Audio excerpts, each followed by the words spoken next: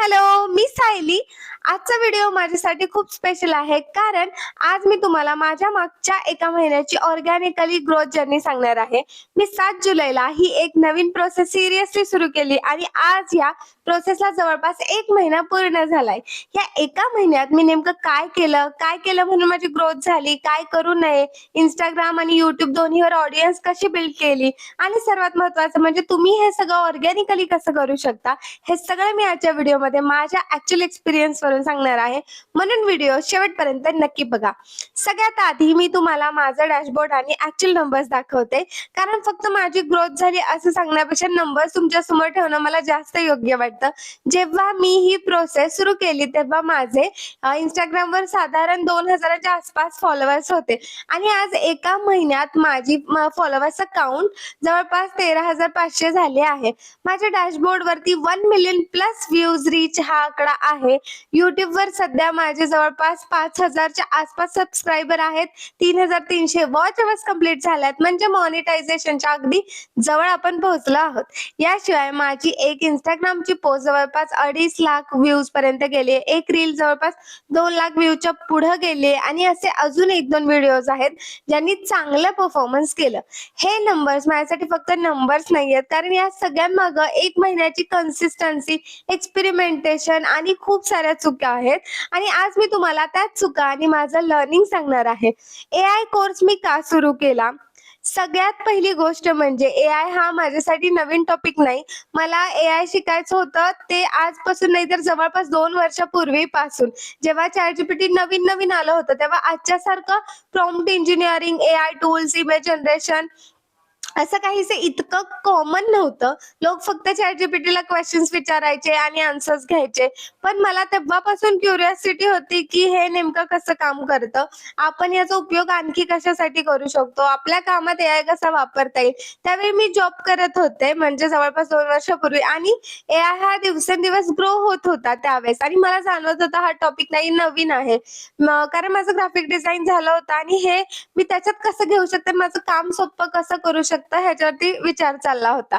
AI tools वरती experiment करण्यासाठी मी वेगवेगळे ईमेल आयडी सुद्धा काढले, जवळपास 20 वगैरे. कारण त्यावेळी टूल्सला लिमिट असायच्या. एक लिमिट संपला की दुसऱ्या अकाउंट वरून पुन्हा एक्सपेरिमेंट.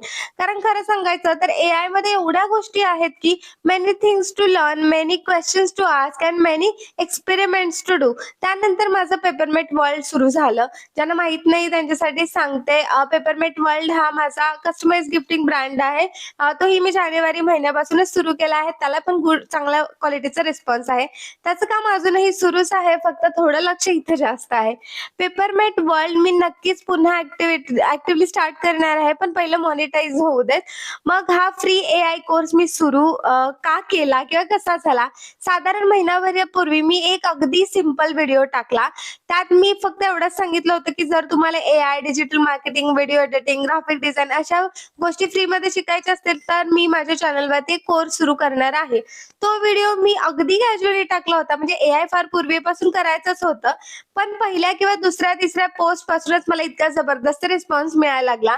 लोक कमेंट्समध्ये विचारायला लागले, लिंक कुठे आहे, कोर्स कधी सुरू होणार, कोर्सची लिंक शेअर करणार, कधीपासून शिकवणार. आणि गंमत म्हणजे त्यावेळी मी कोर्सचा पहिला व्हिडिओ शूट सुद्धा नव्हता केला, काहीच नाही. मग मला वाटलं ओके, लोकांना खरंच याची गरज आहे. मग मी प्रॉपर शूटिंग केलं. पहिला व्हिडिओ शूट केला, एडिट केला आणि अपलोड केला. ते पण खूप भीत कारण ह्या सगळ्याचा तसा काही हे नव्हताच एक्सपिरियन्स. आणि आज त्या पहिल्या व्हिडिओला जवळपास 30,000 व्ह्यूज आहेत. त्यानंतर मी एक गोष्ट ठरवली, कन्सिस्टन्सी. मंगळवारी एक व्हिडिओ आणि शुक्रवारी एक व्हिडिओ, आणि गेल्या एका महिन्यात माझा जवळपास प्रत्येक एक व्हिडिओ 1,000 व्ह्यूजच्या पुढेच गेला आहे. All thanks to you. काही व्हिडिओ तर त्यापेक्षाही जास्तच पुढे गेले आहेत. पण मी AI मध्ये नेमकी काय शिकवते, माझा पर्पस फक्त AI टूलची लिस्ट देणं नाहीये. कारण आज मार्केटमध्ये इतके टूल्स आहेत की खरंच हं, आपल्या डोक्याच्या वरूनच सगळं जातं. एक हं. टूल व्हिडिओ बनवते, एक टूल इमेज जनरेट करतं, एक टूल प्रेझेंटेशन, एक टूल वेबसाईट बनवतं, एक टूल व्हॉइस जनरेट करून देतं, एडिटिंग करतं वगैरे असे सगळे भरमसाठ टूल मार्केटमध्ये आहेत. आणि शेवटी बिगिनरने नेमकं काय शिकायचं, सुरुवात कुठून करायची, आणि हे तर प्रश्न राहतातच. म्हणून मी अगदी बेसिक पासून सुरुवात केली आहे. ज्यांना कॉम्प्युटरचं नॉलेज नाही, मोबाईल ऍप्लिकेशनचंही फार नॉलेज नाही, त्यांच्यासाठी सुद्धा, की ग्राफिक डिझाईन कसं करायचं, पोर्टफोलिओ कसा तयार करायचा, कंटेंट क्रिएशन कसं सोपं करता येईल, कम्प्युटरवरची कोणती कामं AI मुळे सोपी झाली आहेत, हे सगळं मी अगदी सिंपल भाषेत एक्सप्लेन करते. पेड कोर्सेस मध्ये तुम्हाला खूप साऱ्या गोष्टी एकदम शिकवल्या जातात. पण माझा प्रयत्न असा आहे की एका वेळी एक गोष्ट शिका, ती प्रॅक्टिकली करा आणि मग पुढच्या गोष्टीकडे चला. भरमसाठ 200 टूल शिकवतो आम्ही असं म्हणून पेड कोर्सेस वाले घेतात. खरंच ते तुमच्यासाठी गरजेचे आहेत का? आणि पुढे मार्केटमध्ये आणखी AI टूल शिकण्याचा आणि तुमच्यापर्यंत पोहोचवण्याचा प्रयत्न हा माझा राहणारच आहे. आता येऊया माझ्या ऑर्गॅनिक ग्रोथच्या 5 महत्त्वाच्या गोष्टींकडे. गोष्ट नंबर 1, कन्सिस्टन्सी. ही गोष्ट खूप कॉमन वाटते. प्रत्येक जण सांगतो कन्सिस्टंट व्हा, कन्सिस्टंट राहा. पण खरं सांगायचं तर कन्सिस्टन्सी ही माझ्या ग्रोथची सगळ्यात मोठी गोष्ट आहे. कारण माझं इंस्टाग्राम पेज फक्त या एका महिन्यात ऍक्टिव्ह झालेलं नाहीये. गेल्या अनेक महिन्यापासून, म्हणजे मी जसं सांगितलं जानेवारी पासून मी कंटिन्यूली डेली टाकत आहे. पण अचानक 1 महिन्यात ग्रोथ दिसली असेल तरी त्यामागे आधीची कन्सिस्टन्सी आहे. म्हणून तुम्ही सुरुवात करत असाल तर एक गोष्ट लक्षात ठेवा, आज व्हिडिओ टाकला आणि उद्या व्ह्यूज आले नाहीत म्हणून थांबू नका. तुम्ही रोज रील टाका, रोज पोस्ट करा किंवा तुमच्या कॅपॅसिटी प्रमाणे ठराविक शेड्यूल ठेवा, पण तेच मेंटेन करा.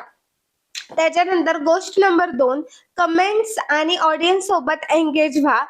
म्हणजे ही खूप महत्वाची गोष्ट आहे. तुमच्या ऑडियन्सला इग्नोर करू नका. कोणी कमेंट केली तर रिप्लाय करा, कोणी क्वेश्चन विचारला तर डेफिनेटली आन्सर करा, कोणी लिंक मागितली तर लिंक द्या, कोणी डीएम केलं तर शक्य तितक्या लवकर रिस्पॉन्स द्या. कारण कंटेंट तयार करणे ही एक बाजू आहे, पण कम्युनिटी तयार करणे ही दुसरी बाजू आहे. माझ्यामध्ये प्रॉब्लेम असा झाला, एक रील 3000 कॉमेंट्सनी भरली, माझा फोनच तुटला, खराब झाला आणि त्यामुळे मला खूप प्रॉब्लेम झाला रिप्लाय द्यायला. जेव्हा नवीन फोन आला तेव्हा होईल एवढ्या गोष्टींना मी रिप्लाय देणं परत सुरू केलं. इंस्टाग्रामवर एखाद्या रीलला कमेंट, शेअर, सेव्ह, एंगेजमेंट चांगलं मिळालं तर त्याची रीच होण्याची अजून शक्यता जास्त होते. म्हणून फक्त व्हिडिओ अपलोड करून गायब होऊ नका. अपलोड करा आणि त्याच्यानंतर ऑडियन्स सोबत त्याच्याबद्दल कनेक्ट व्हा. तर गोष्ट नंबर 3, इंस्टाग्रामला स्ट्रॉंग करा आणि युट्यूबकडे ऑडियन्स घेऊन जा. माझ्या जर्नीमध्ये मला एक गोष्ट खूप स्पष्टपणे जाणवली, इंस्टाग्राम आणि युट्यूब दोन्हीची कामं वेगळी वेगळी आहेत. इंस्टाग्रामवर मी एखादी गोष्ट शॉर्ट आणि अट्रॅक्टिव्ह पद्धतीने दाखवू शकते, पण युट्यूब वरती त्याच विषयाला मी डिटेलमध्ये एक्सप्लेन करू शकते. म्हणून माझ्यासाठी इंस्टाग्राम हे ऑडियन्स अट्रॅक्ट करण्याचं एक स्ट्रॉंग असं साधन झालं आणि किंवा प्लॅटफॉर्म झाला. आणि युट्यूब काय झालं, त्यांना ब्रीफली मी सगळ्या लोकांना एक्सप्लेन करून सांगेन, स्पष्ट करून सांगेल, समजेल उमजेल अशा भाषेत सांगेन, असा एक मला व्हॅल्यू ऍड करणारा प्लॅटफॉर्म असा मला युट्यूब वाटतो. म्हणून मी इंस्टाग्राम वरून लोकांना युट्यूबकडे आणण्याचा प्रयत्न करते. उदाहरणार्थ एखाद्या रीलमध्ये एखादी छोटी एआय ट्रिक दाखवली तर याचं कम्प्लीट एक्सप्लेनेशन युट्यूबवर आहे असं सांगून मी ऑडियन्सला लॉंग फॉर्म कॉन्टेंटकडे घेऊन जाते. ज्यांना इंटरेस्ट असतो ते डेफिनेटली येतात. गोष्ट नंबर 4, फक्त एकाच प्रकारचे कॉन्टेंट करू नका. ही माझ्यासाठी खूप इम्पॉर्टंट गोष्ट आहे. मी फक्त एआय कॉन्टेंट करत नाही, ॲफिलिएट कॉन्टेंट करते, डेली ब्लॉग करते, वेगवेगळे रील टाकते, माझ्या जर्नी मधल्या गोष्टी शेअर करते. कधी एज्युकेशनल कंटेंट असतो, लाईफस्टाईल असतं, प्रॉडक्ट रिलेटेड असतं, कोलॅब असतात. यामुळे ऑडियन्सला सतत एकच गोष्ट बघावी लागत नाही, ते बोर होत नाहीत.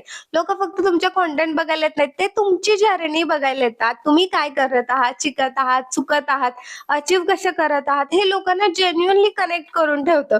माझ्या बाबतीत ऑनेस्टली ही माझी रिअल लाईफ जर्नी करणं मला खूप उपयोगी ठरलं. गोष्ट नंबर 5, कोलॅबरेशन. आता पुढची गोष्ट म्हणजे कोलॅबरेशन. तुम्ही एकटे कंटेंट करत राहणं चांगलंच आहे, पण योग्य क्रिएटर, ब्रँड किंवा तुमच्या निश लोकांसोबत कोलॅबरेशन केल्यामुळे तुम्हाला नवीन ऑडियन्स मिळू शकतो. आणि कोलॅबरेशन म्हणजे फक्त मोठ्या क्रिएटर सोबतच करायचं असं नाही, तुमच्यासारख्या लेवलवर काम करणारे क्रिएटर सोबतही कोलॅबरेट करू शकता. एकमेकांना व्हॅल्यू देणारं कॉन्टेंट तयार करा.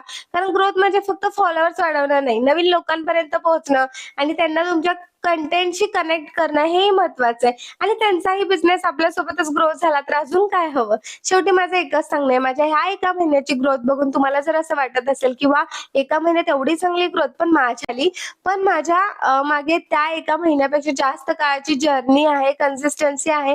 खूप गोष्टी मी ट्राय केल्या, खूप गोष्टी फेल झाल्या, काही व्हिडिओज चालले, काही चालले नाहीत, कंटेंट व्हायरल झाला, काही कंटेंटला अगदी कमी व्ह्यूज मिळाले, पण मी स्टॉप नाही केलं आणि मला वाटतं हीच सगळ्यात मोठी गोष्ट आहे. तुमच्याकडे एक्सपेन्सिव्ह कॅमेरा नाही, गरजच नाही.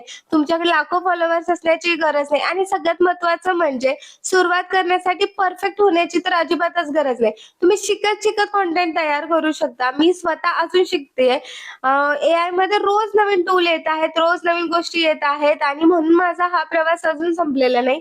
हा तर फक्त सुरुवात आहे आणि माझ्या या जर्नीमध्ये तुम्ही मला इतकी चांगली साथ दिलीत, त्यासाठी मनापासून थँक आणि जर तुम्हाला ही तुमच्या Instagram किंवा YouTubeवर ऑर्गॅनिकली ग्रोथ व्हायचं असेल, तर हा व्हिडिओ सेव्ह करा, शेअर करा आणि चॅनलला सबस्क्राईब करा. कारण पुढे मी AI, content creation, video editing, graphic design आणि डिजिटल स्किल बद्दल अजून खूप प्रॅक्टिकली गोष्टी तुमच्यासोबत नक्की शेअर करणार आहे. याशिवाय मला तेही सांगायला आवडेल तुम्हाला, की माझ्या झालेल्या काही चुका, त्या चुकामधली पहिली गोष्ट अशी आहे, की मी कॅमेरा लवकर फेस केला नाही. मला जसं तुमचं होतं तसंच होतं. कॅमेरा शाय, व्हॉईस पटकन द्यायला आपण लाजतो, घाबरतो.